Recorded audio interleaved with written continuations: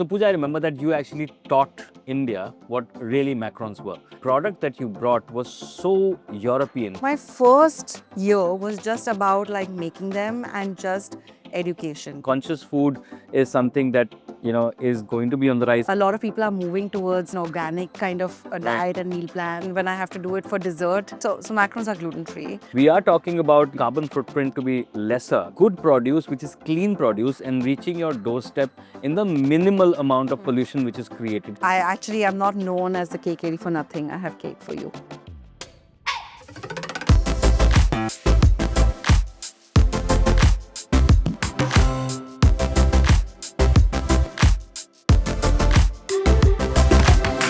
Hello, namaskar, adab, and welcome to another episode of the European Union Tadka Podcast. Today is a very special day because we have a very special guest on this podcast. She herself does a podcast and does not sugarcoat it. Yes, you might be guessing who that person is. It's a good friend who was 30 under 30. It's a big thing for Forbes magazine. Who is the pastry queen and the macaron queen of India. And she is a dear friend.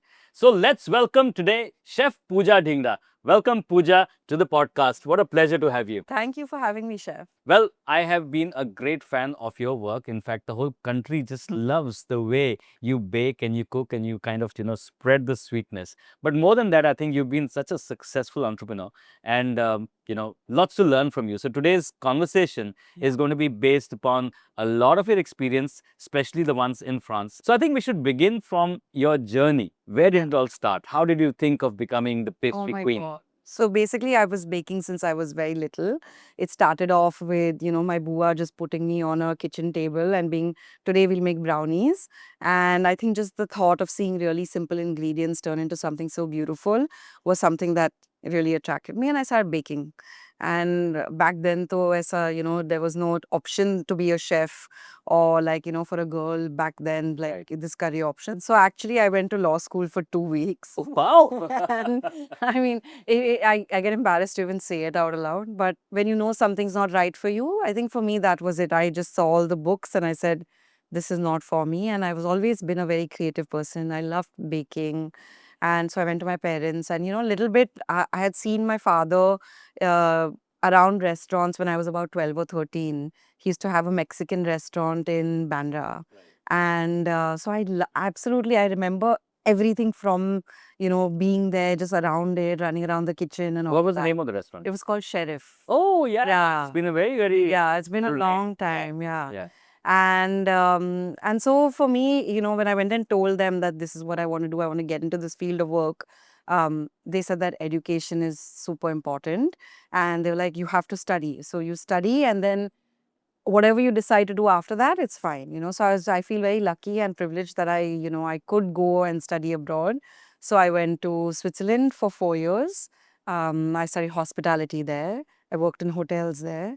And then, when I was in Switzerland, I walked into the pastry kitchen and I was like, this is it. This is This is it.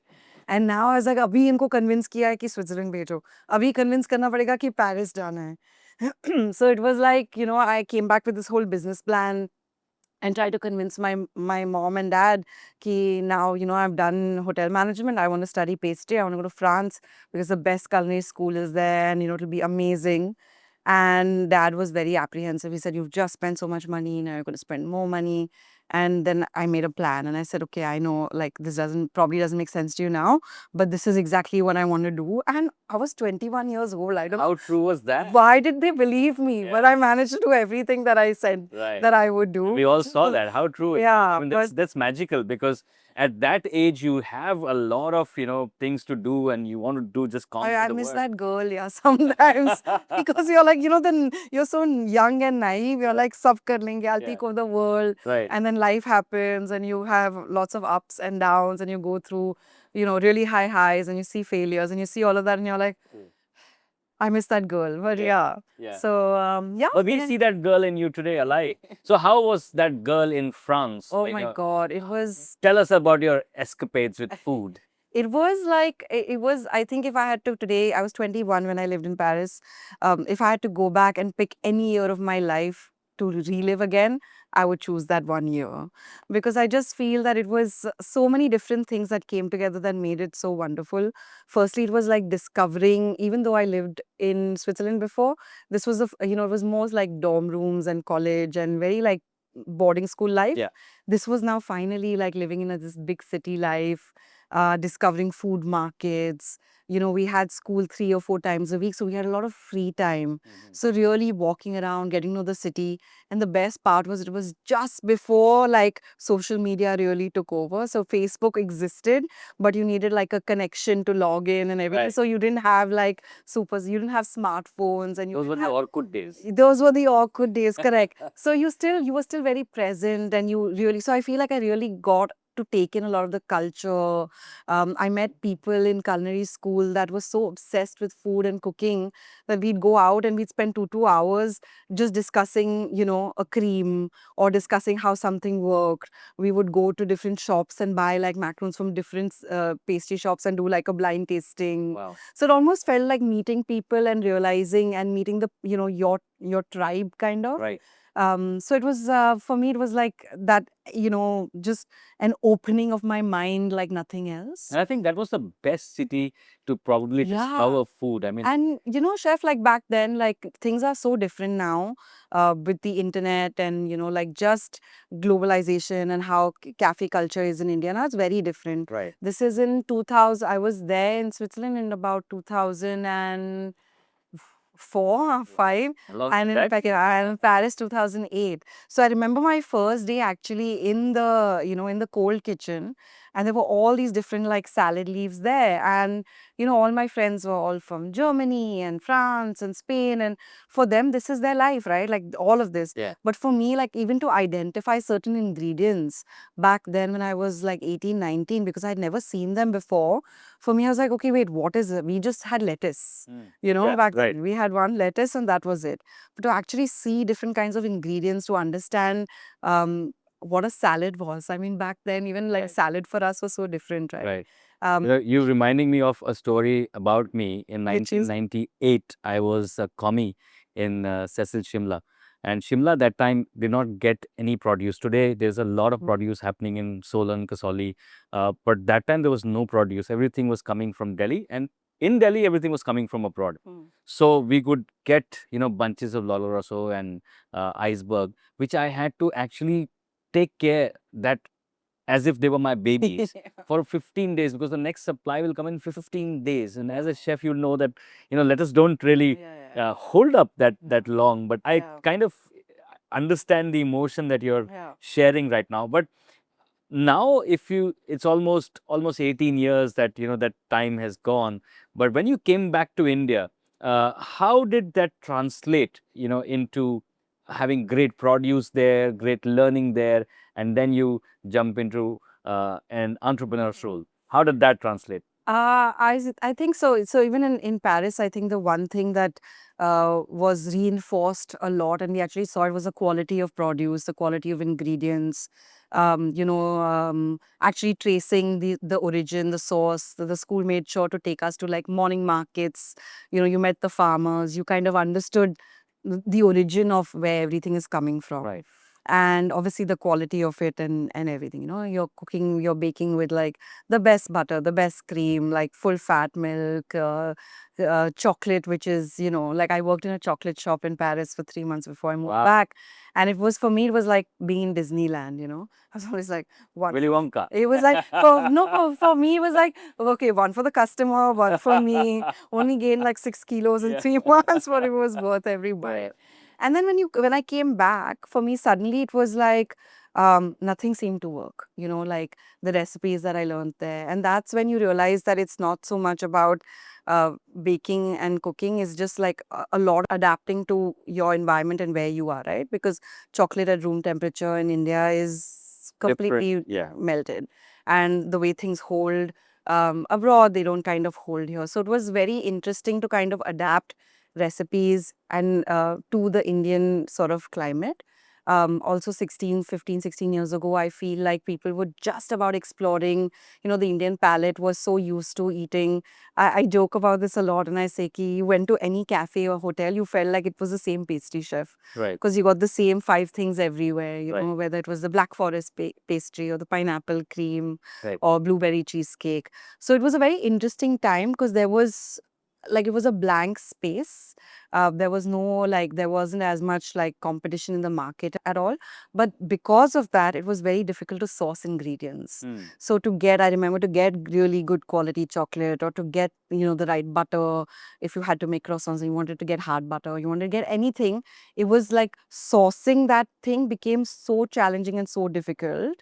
There was like maybe one or two importers that were actually doing that. But for a hotel, it was easy because of the Yeah. bulk that they would order. But Exactly.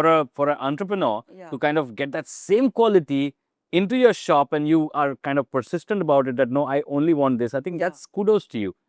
Yeah, it was very challenging. And then it's been so interesting to see that whole journey in the last 15 years Right. from like not being able to source anything to Yeah. literally like being on my phone Yeah. and, going on a delivery app and just like pressing something in 10 minutes, I'm getting like the best of Correct. No, our ingredients. country, I think, clearly has gone through a lot of change. And I think economics really works well with the food business because that time there was hardly any demand and that's Exactly. why hardly any supply. Now the demand is more Yeah. because you Yeah. created that. You should take that credit. So Pooja, I remember that you actually taught India what really macarons were because with the drive of social media, obviously, but then the product that you brought was so European, um, only tasted in 5-star deluxe hotels in India. But for the first time as an entrepreneur, somebody launched La 15 and many congratulations on that because from there a journey started. How was your experience? What were the first comments? How did people react? Thank you. So when I was in Paris, that's my first weekend in Paris. Some French friends were like, "Have you tasted a macaron?" Like, no, I've never. And they said, "You have to go try it." So I went. I stood in this long line, and for me, like seeing the pastry scene there was just so different. Let me guess, there was Pierre Hermé? Yes. And there was it was called Mogado. It was a milk chocolate and passion fruit flavor. Wow. So I got it and I was like, wow, this is expensive, and the minute I had the first bite, I was like, why haven't I tried this before? And then the next weekend, my parents were visiting me. So I took my father. So my father was like, if he likes something, I know that everybody will like it. And I made him try it. And he's like, why haven't we had this before? And that's just stayed in my head. When I came back to India, I was like, okay, is it because people will not like it? And I said, if I liked how it tastes, my dad liked it, so people will genuinely like it. Is it because it's difficult to make? Which I later realized that it was. But it was just that there was no like, like you said, you only got them in 5-star hotels. Someone like me who had traveled a lot before, I still hadn't tried it. So my first year was just about like making them and just education. Like just I would go to malls, as this 22-year-old girl, 23-year-old girl. I have all these photos. We'd set up tables. There was this mega mall in Andheri. We set up this big table. We'd made small macaroons, about like 500 of them. Wow. And we kind of gave them out to people. We took feedback. We asked them what they thought. Had they heard of it? Have they tried it? Do they like it? What would they pay for it? So a lot of like research and a lot of feedback from the audience just to understand like do you Finally, like it turned out to be a great success. and finally, yeah, it took a long time. Like people joke, they say wherever I go, I have macarons in my bag, which maybe I always do. But it was just about that, it came from a very pure place. It came from a place of, I love this and I want you to try it. And I think word of mouth really helped back then. And compliments that I would get till today, like when I have people like traveling to France or they go out and they're like, oh, we went to Paris and we ate a macaron there. But then we're like, what you do is. And that proper French macaron in Indian weather conditions to arrive at a crispy outside and a chewy inside. I think you did a fantastic job with that. So well done on that. But just before our flight lands back to India, I still want to stay with you in Europe. I want to understand from you what are the best dishes now apart from pastry. What are the best savory dishes that you enjoyed in making or eating in and around Europe? Oh my God, I think that's such a Difficult question, Chef.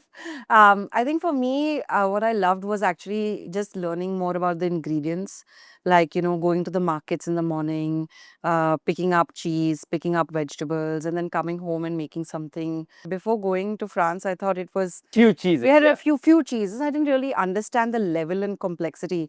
And then you go and you learn like, oh, there's Comte and there's like all these different varieties. Yeah. And you understand where they all come from, and like, oh, you have cheese from different countries. Right. So why is the Gouda so important, and why is so for me that education was super important. And Uh, which one is your favorite cheese? that's also depends on the day and the Okay, mood. let's say salad. You really put me on the spot now. Yeah, I love, just plain rocket leaves, a little bit of balsamic dressing, and some good chevre on top. For me, I think it's Yeah. great lunch. Yeah. And how about you? I think so. We would always, I think like a good brie is just classic, a nice camembert. I love a Comte as well. I'm not, I didn't like take to too many blue cheeses Right. like that. That for Yeah. me was But the still, French Comté definitely yeah, is yeah, amazing, amazing cheese. yeah, And for me personally, I think, the Greek feta is yeah, an amazing, refreshing cheese because anywhere you put that on bruschetta, you put that yeah. on a salad, you put that even on a pasta sometimes. I've done that, Yeah. just hot pasta and cold, Oh my you know, God, it's delicious. uh, This is just the saltiness and it just gives that lift crumbliness and and the yeah, freshness to it. some pine nuts and Yeah. it's So beautiful. now landing back to India, and the entrepreneur Pooja Dhingra is now opened a cafe, which is again very new because in India at that point in time the cafe culture was not that strong. But you came up with not just sweet dishes but also with savory dishes. So which all ingredients were there at that time that you loved working with, or what were the challenges? Yeah. So I think for us as well, this was about maybe 7, 8 years ago, and our chef had come from outside of India to work with it. So it was very fascinating to see a different perspective as well.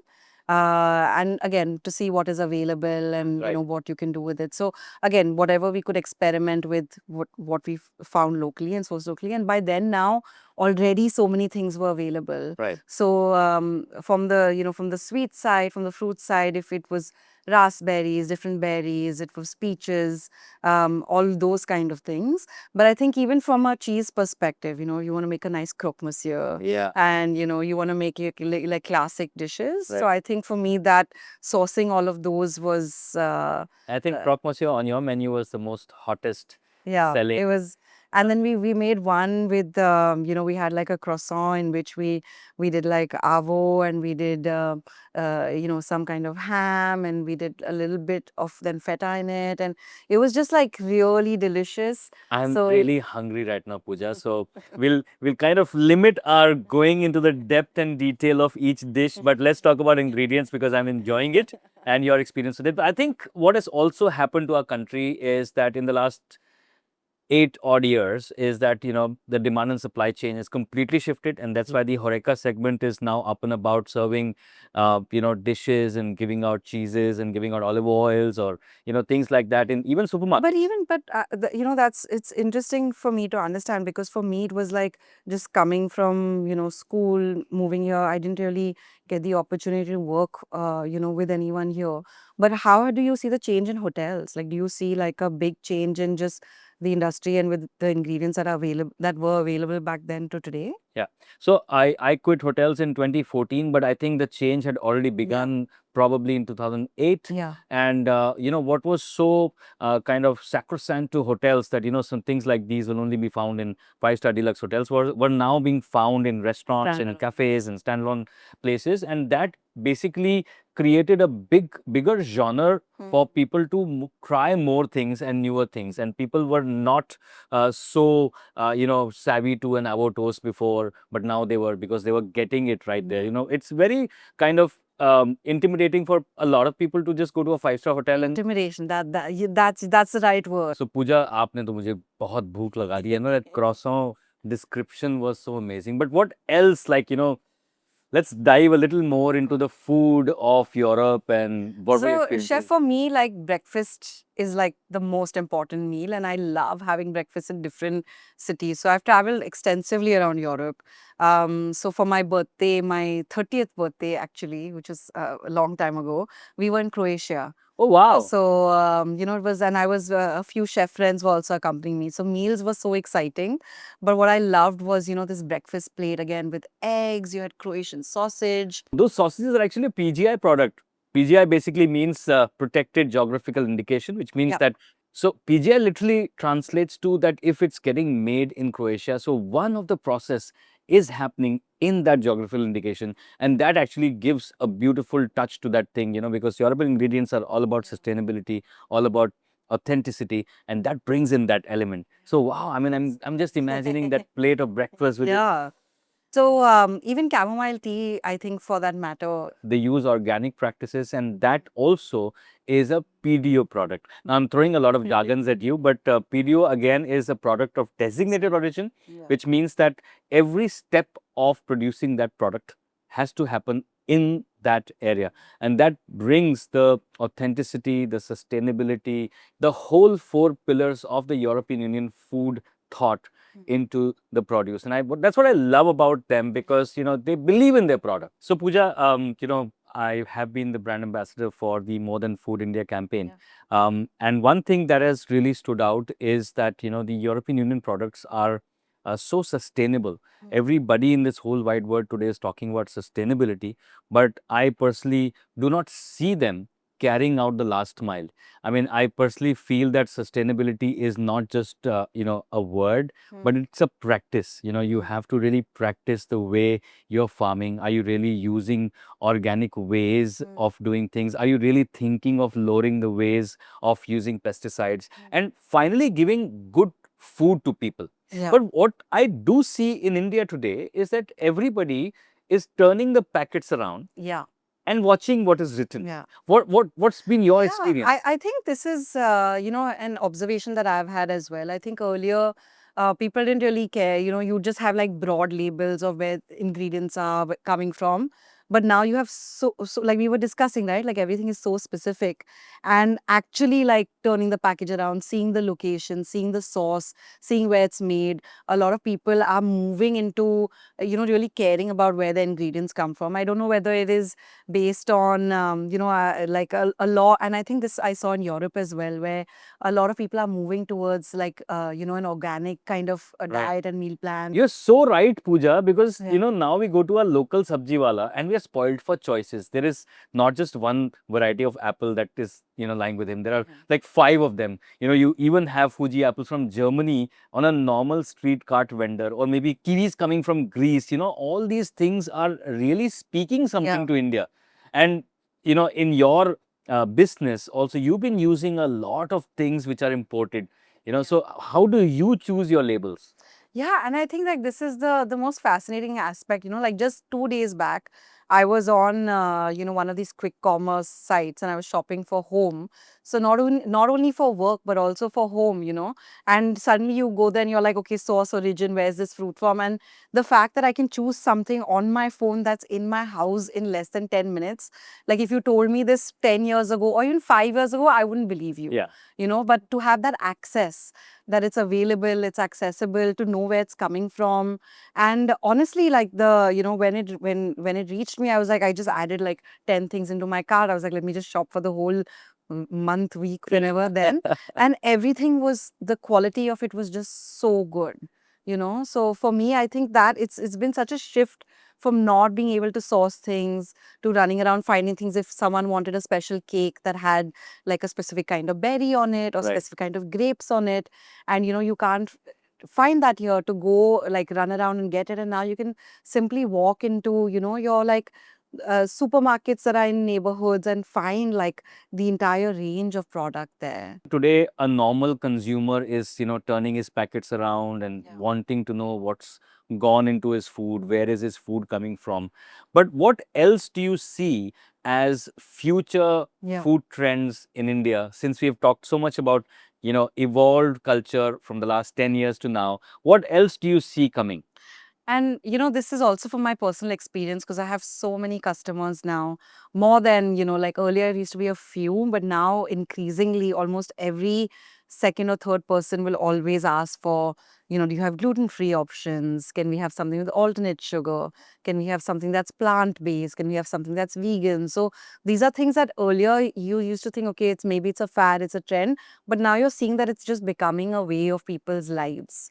So you'll see a lot of cafe menus and people that are introducing things that are based on these new eating habits Right. and things. And I think that's happening. It's been happening globally for a while. Right. And I think it's being adopted here. Right. But I don't know. For me specifically, when I have to do it for dessert, I'm always like, okay, well, let's try. So macarons are gluten free, but Yeah. I always say they're gluten free. But we try. So we do a whole line of dessert that we do make, specifically. Is that something that you're observing with, in cuisine as well? Yes, I think even in cuisine that's happening because, like you said, more and more people are either getting allergic to these dietary requirements, or probably they're choosing it as a way of life. But veganism is on the rise. But having said that, I think it's like parallel economies. They both will run together Right. because there's a set of people. I remember Chef Marco Pierre telling me, if you want to make food tasty, add butter. If you want to make it tastier, add more butter. Want to make more tastier, add more butter. So obviously we can't take away the beauty of Yeah. the cooking, whether it's with ghee or with butter. But that's how we've always enjoyed it. But there is a way of life that people are now choosing to be, very, very conscious about what is going out. I think conscious food is something that, is going to be on the rise. I also feel that. And I think with the rise of ingredients being so handy to us. Previously getting the good quality almond flour wasn't easy, Yeah. right? But today it's like available at a snap of your fingers, berries on a snap of a button. Yeah. So all this I think is going to help Help. the future trends to help the market to, increase in that manner. It was such insightful to talk to you because, it almost felt like we were both on a plane to Europe and we were just talking about our escapades and you taking me through the beautiful valleys and talking about food, and now finally landing here. Chalte hai, chalo, let's go. Yeah, I'm let's ready. go. Yeah, I'm ready for a trip. yeah, and it was so interesting to talk to you, the macaron queen, the cake lady, the sweet Pooja Dhingra. Everybody knows you with so many of these names, but you really are so sweet. Thank you so much for Thank you. being here. Thank you so much for this conversation. It really took me back to many, many years ago and made me feel very nostalgic about the time I spent in Europe. So thank you. And I actually am not known as the cake lady for nothing. I have cake for you. Oh, cake for me.